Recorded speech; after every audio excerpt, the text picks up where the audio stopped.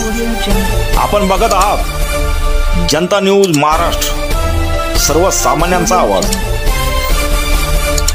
Yeldari camp येथे दिनांक 5 जानेवारी 2025 रोजी भारतीय जनता पार्टीच्या सदस्य नोंदणी अभियानास सुरुवात झाली असून सकाळपासूनच येलदरी कॅम्प, सावंगी माळसा परिसरातील युवक नागरिकांबरोबरच महिलांनी मोठ्या संख्येत प्रतिसाद दिल्याचे दिसून आले। या भारतीय जनता पार्टीच्या सदस्य नोंदणी अभियानाप्रसंगी पक्षाचे सक्रिय युवा कार्यकर्ते प्रतीक भाऊ खिलारे, शुभम गायकवाड, नितीन वाकळे आदींनी अतिशय परिश्रम घेतले।